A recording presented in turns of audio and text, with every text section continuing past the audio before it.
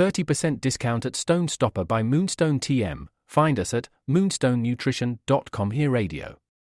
Stone Stopper by Moonstone TM is a doctor-developed, science-backed kidney health solution with 30 MEq of alkali citrate to prevent kidney stones. Available in powders and capsules. Enjoy an exclusive discount with my promo code moonstonenutrition.com. Here Radio to get 30% discount. Other shows we have for you to enjoy at myclassicradio.net. The Avengers was most certainly not a household name in South Africa prior to the radio series. With no national television service until 1976, the mechanism simply was not present in the country to show television programs to mass audiences. While many other countries reveled in the filmed adventures of John Steed and company, South Africa was not equipped to join in the fun. The series took Britain by storm and made a major impression in the American markets, being that greatest of rarities, a British series given a network transmission slot. However, as a film series, rather than a videotaped one, The Avengers was able to gain a modicum of exposure in South Africa through film rentals. Come and listen at myclassicradio.net.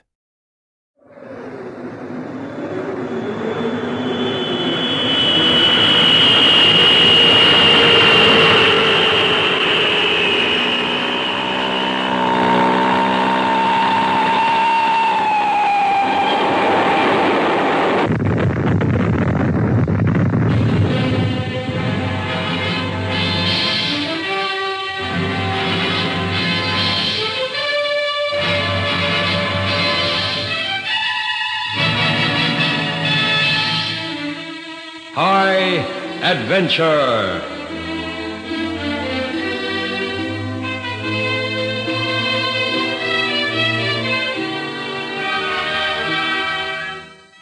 Tonight's story by Ron Evans is entitled The Man Who Couldn't Change.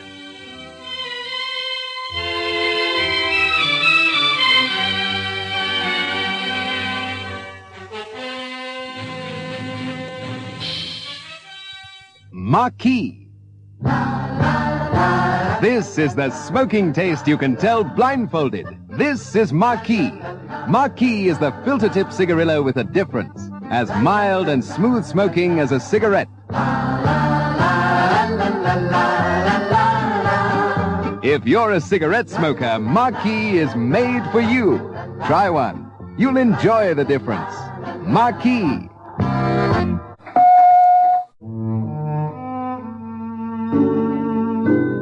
Raise your glass to Witzenberg, since 1700 the heart and home of our finest wines. Today, Witzenberg has a wine for every facet of your glass. Dry white or Stein, dry red, Perle or Perle Rosé. Raise your glass to the magnificent Witzenberg range. You're enjoying true wine of the country. What is this new kind of cleanness women are discovering for their dishes? It's sunlight cleanness. What's sunlight cleanness? A fresh, sparkling cleanness you've never known before. Why fresh? New Sunlight Liquid has real lemon juice. And sparkling? Sunlight Liquid is concentrated. It's got the greatest grease-cutting power to give you sparkling dishes every time. And new Sunlight Liquid with real lemon juice means real economy. Just 1 teaspoonful washes a whole sinkful of dishes sparkling clean. Sunlight Clean.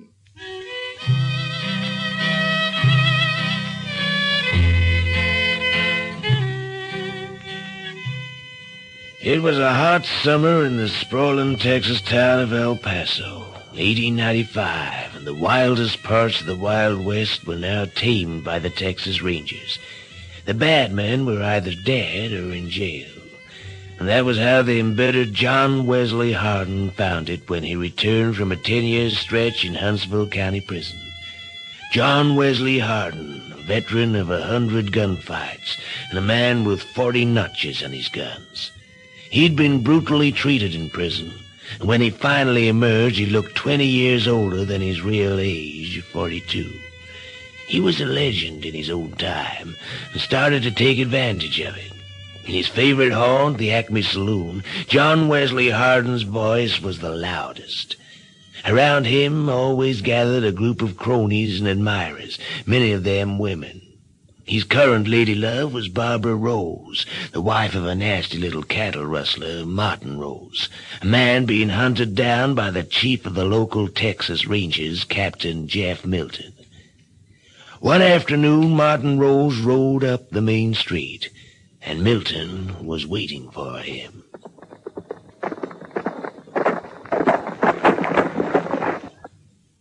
Stand right where you are, Rose. No, don't turn around. That you, Milton? That's right, boy. Now unbuckle that gun belt and let it drop. Make it slow and easy now. What are you taking me in for? I ain't done nothing. Yeah. Can't say you weren't warned, boy. The death of the cattle rustler caused quite a stir in town, and nobody was more delighted by his demise than John Wesley Hardin. Well, I'm kind of annoyed that Texas Ranger shot Martin Rose. I was going to do it anyway. Well, now the way's clear for me to pay court to his cute little widow.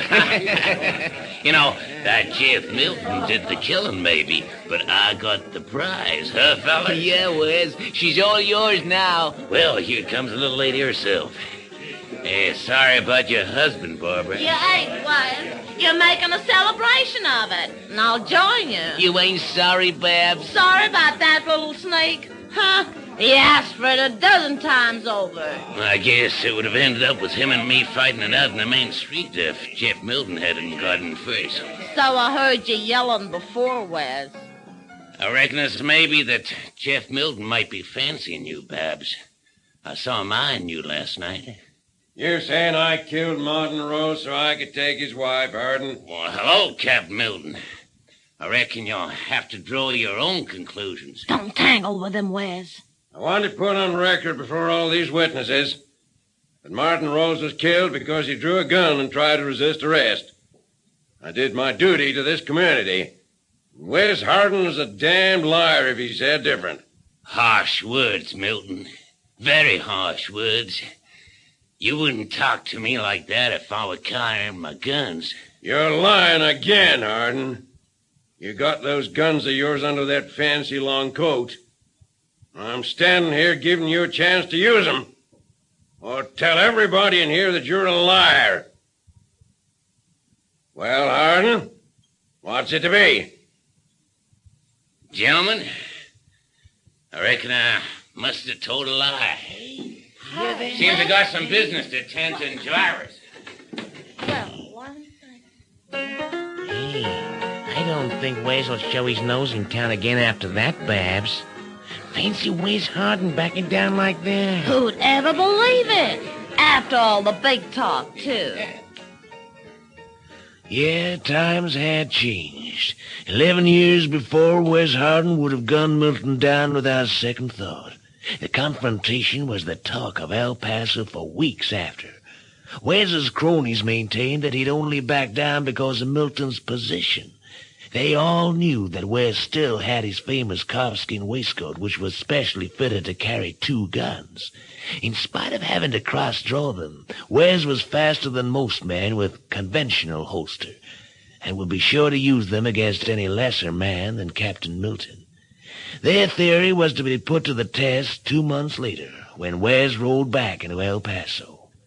While he was booking into the hotel, a drama was being enacted in the Acme Saloon, where young John Selman, a deputy sheriff, was having trouble with Barbara Rose. Get your damn filthy hands off me! I'm taking you in, Barbara, and mean it. I've done nothing to you. Last night you pulled out a gun and fired 4 shots down the main street. There are plenty of witnesses. So what? I didn't hit no one. Makes no difference. You were causing a disturbance. Now, come on. Don't make no more trouble. Are you gonna lock me up for that? Are you gonna come, or do I have to drag you out of here? You wouldn't dare. Oh, no? Hey! Let go of me! Help me, somebody! Why, you big punk! Help! Young John Selman pulled her all the way to the town jail and handed her over to the sheriff. Meanwhile, having now booked his room, Wes Hardin walked into the Acme Saloon. The English barman quickly told him what had happened to Barbara. Yes, he was very rough with her. Yeah, she said he wouldn't have dared done it if it had been with you around, Wes. She did? Well, I reckon she's right at that. Well, I'm ready to avenge her honor. Will you take a message to someone for me, Jake? Sure, Wes. What is it? Tell him I'm waiting in here for him. Yeah, do that. He'll be over at the jailhouse. Pour me a long whiskey, Jackson. Better still, give me the bottle. Wes, you and I have been friends since you came out of jail last year, right? That's right, Jackson. What about it? Yeah, well, don't take it amiss if I say what I feel, all right? I think you're making a big mistake in calling out a lawman like this. He's only a little lawman. A deputy, you said. It isn't like the old days, Wes, believe me. Shoot even one little lawman and you'll have 1,000 or more Texas Rangers hunting you down. Not if I make him draw first. The law ain't changed in that respect. And if he don't draw? Then that makes him a yellow-bellied coward. Now, don't look at me like that, Jackson. When I backed down from Milton, I knew he wouldn't draw first. He was only using the situation to get a name for himself as the man who killed John Wesley Hardin, a privilege I'll give to no man. I made the wise move. But one day, we'll face up to each other again, and I'll blast him off his feet. But, Wes, that's what I'm trying to tell you. You can't get away with that kind of thing nowadays. It's all gone law and order, church, business. I don't believe it, Jackson. A man with guns as fast as mine is still king. Yeah, well, I'd hate to see you go back to jail, Wes. Or lying out there in the dust. You won't. There'll be others who'll be lying out there in the dirt. Men like Selman Milton and a few others I can mention. Here's Jake, coming back. Well, is he coming? Hey, sorry, Wes, he refused. Says it ain't his job to go dueling. He backed down? Yeah. Well. Well, you hear that, everybody?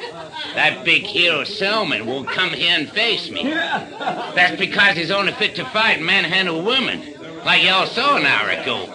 Now, what kind of lawman is he? He's scared of you, Wes. Knows your reputation. Well, let him come here and fight like a man.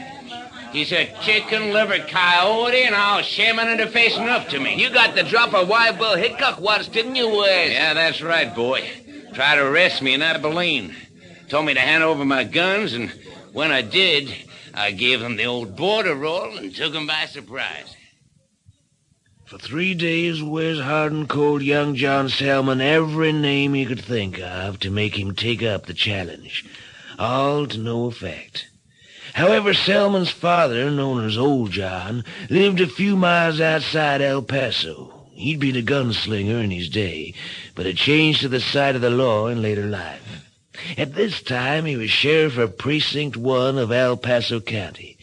But now that the Texas Rangers had tamed the Badlands, Old John's job was easy. He'd run to fight, rarely wore a gun, and spent most of his time farming. He lived in a small house, alone, with his daughter, Betsy. Hey, Pa! What is it? You're back early from town. There's trouble there, Pa, and John's right in the middle of it. What do you mean? Wes Hardin's back in town, and he's trying to force John into shooting it out with him. It seems John arrested Hardin's girl. Well, better ride in and see what it's all about. Hardin's got a big mouth, and one of these days some feller's gonna permanently shut it for him. Hey, Robert, bring my horse up here.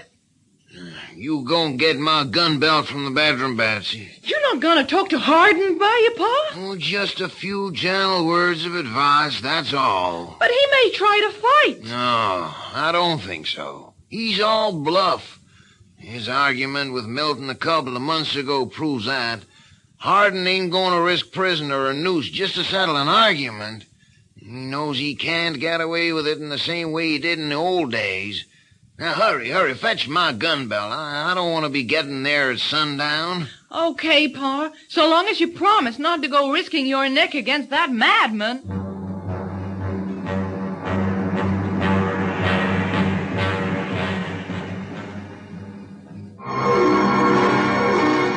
There must be a reason why, all over the world, the swing is to Rothman's king size. It's simply this: Rothman's extra length, finest filter, and the best tobacco money can buy give you true king-size flavor. Rothman's King Size really satisfies.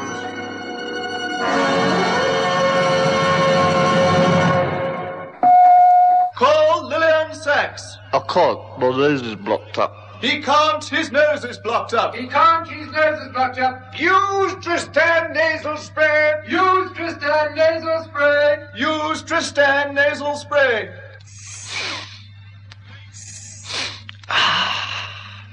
Call Lillian Sachs.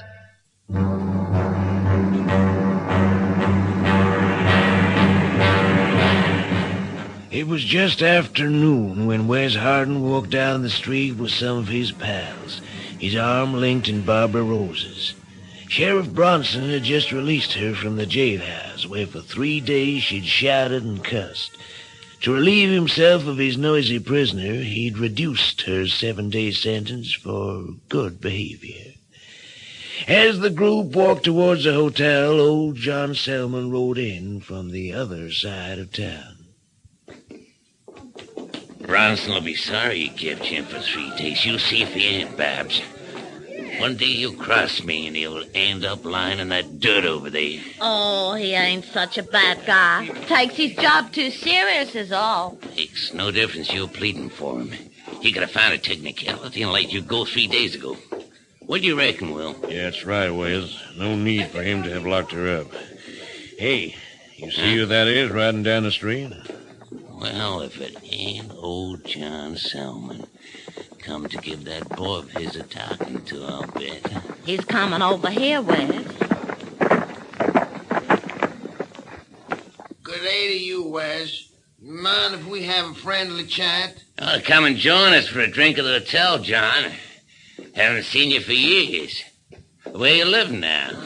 Got a spread just outside town. Now, look, Wes.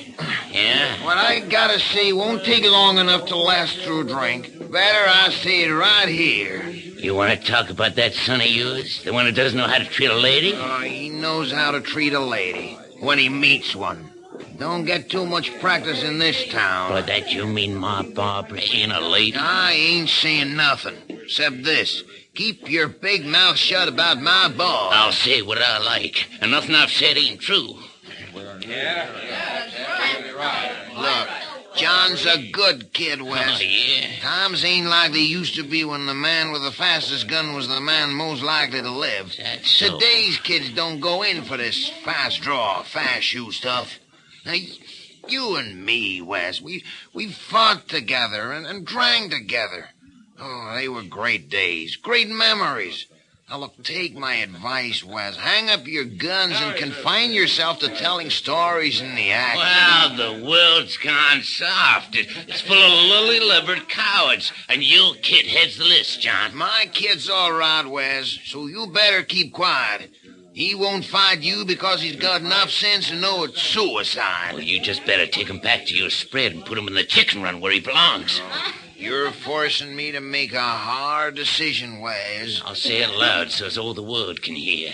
Young John Selman is a yellow-bellied coward. Now, that satisfy you, John? Now, tell him to save your family pride and meet me here in the street like a man. No drunken jailbird says that without paying for it. Hey, did you hear that? Go on, clear away there, folks. There's going to be lead flying. That's all you need, Wes. Gun him down.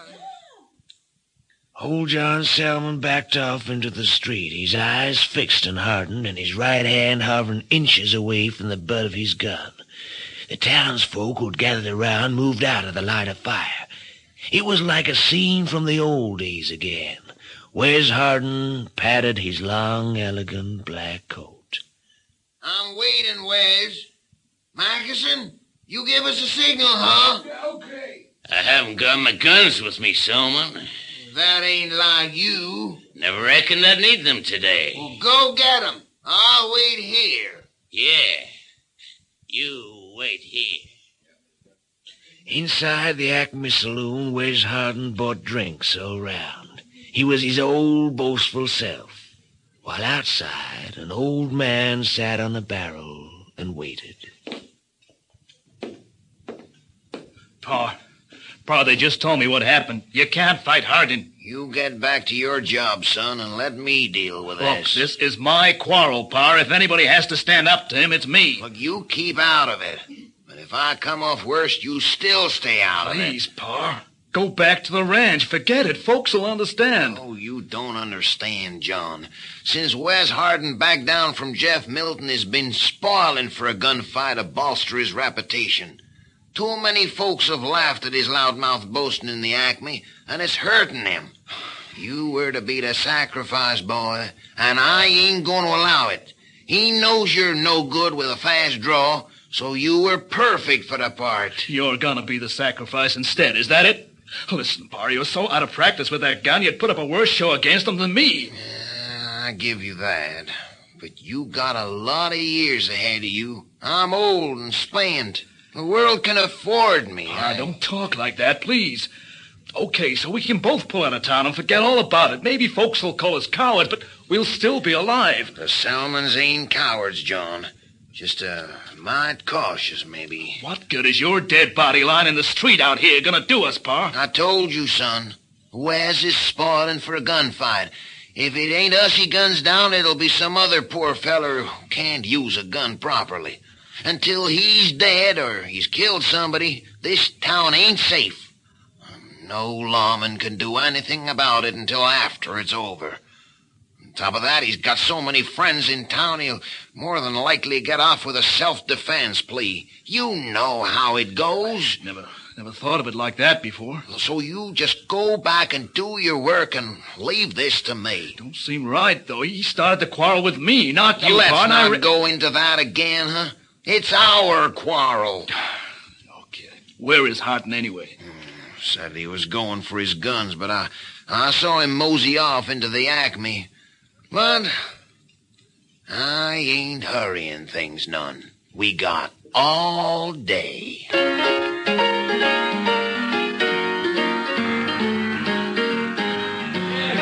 Hey, Wes, tell the boys about that time them Gilos tried to drown you in Huntsville Pass. Yeah, that sure scared the pants off them when I played possum and they thought I was dead. hey, Jackson, put up another round along the bar. Well, what do you say, boys? Sure will, Wes. Hey, what about the rest of that story, Wes? Yeah, give me a chance, Jake. Well, that's better. My throat was getting drier than a Navajo Creek. You know, those warders of the pen hated my guts. It made them feel big to have me at the wrong end of their cusses and kicks. One day, they dropped me down this hole in the ground and started pumping in water. I had a hand pump down there and had to pump it back.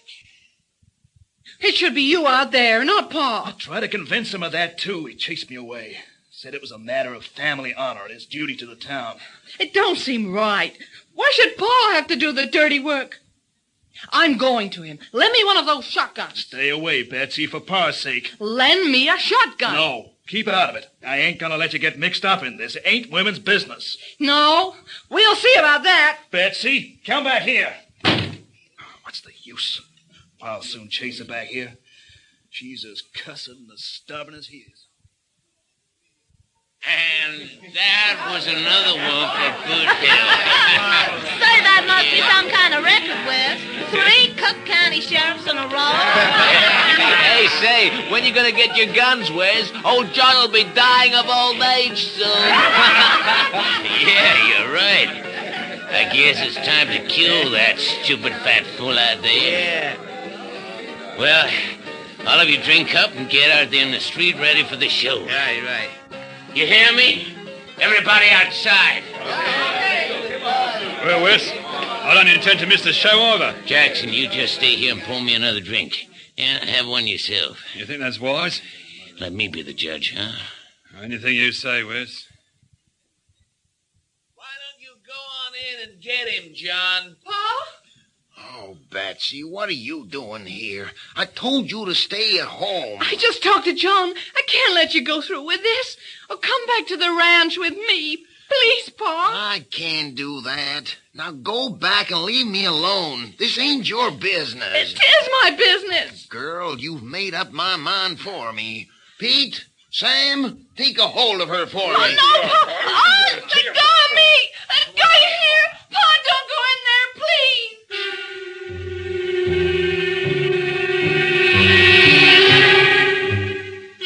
please! Old John Selman walked towards the saloon and pushed open the bat-wing doors.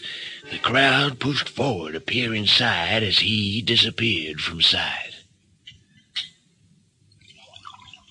What are you moving away like that for, Jackson? Don't bother about drinking that, Wes. Huh? Look who's behind you. Turn and face me, Hardin. I waited outside long enough. I ain't turning, Selman. Besides, I still ain't got my guns. You've had time. Plenty of it. You should be glad I'm giving you extra time to enjoy before I kill you. Somebody's got to die in this town today. Everyone knows that. Why are you so damn sure it's gotta be me? Because you're fat, slow, and the size of a yellow-bellied kid. You deserve to die, Selman. Turn round and face me, Hardin. Go outside again and wait. I'll deal with you later. You gonna turn? Go away, fat man. Can't you see you're bothering me? Old John was in a torment of indecision. His breathing was labored, and his hands shook with pent-up fury, waiting to be unleashed. And Hardin's final remark did it. Jackson, will you oblige me by kicking that old goat into the street where it belongs? That's it, Hardin.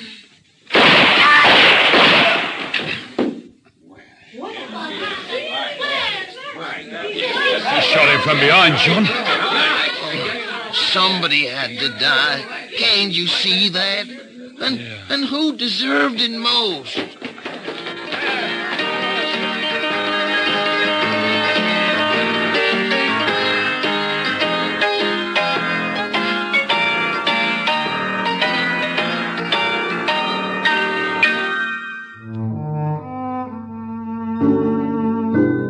Raise your glass to Witzenberg, since 1700 the heart and home of our finest wines. Today, Witzenberg has a wine for every facet of your glass. Dry white or Stein, dry red, Perle or Perle Rosé. Raise your glass to the magnificent Witzenberg range. You're enjoying true wine of the country. Shield gives a confidence that actually shows in your eyes. Put on Shield deodorant and it's dry in seconds. That's the way it stays right through the day. Shield never makes you feel sticky. It just protects you and keeps you dry, feminine, fresh. Wear Shield and the only thing you show is confidence. Shield gives a confidence that actually shows in your eyes, in your eyes.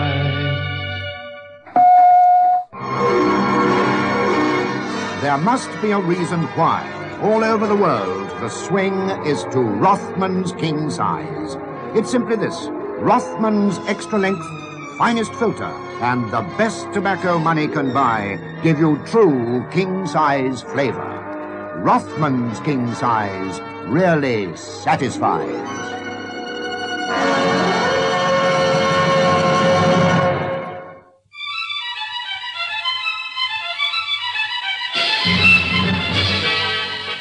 Only moments after Hardin's death, Captain Jeff Milton arrived back in El Paso. Hearing the commotion, he pushed his way into the Acme saloon and surveyed the scene. He stooped down and unbuttoned Hardin's coat. It fell open. You see that, huh? Hardin had both his guns all the time. But he said he was going to get them. That's why he wouldn't turn and face old John. Reckon the old man wouldn't shoot him in the back. Reckoned wrong this time, didn't he? Tried that game with me once, as you all know. Seems it didn't work so well the second time around. Now that the feared John Wesley Hardin was dead, the crowd sided with and supported old John Selman. His plea of justifiable homicide was accepted, and he was allowed to return home to his family. This story is based on fact, and even today many historians of the old American West are puzzled why Wes Hardin made no attempt to face Selman. Could it have been his arrogant self-confidence, or had his terrible experiences in Huntsville Penitentiary turned him into a boastful coward? living in his world of past glories.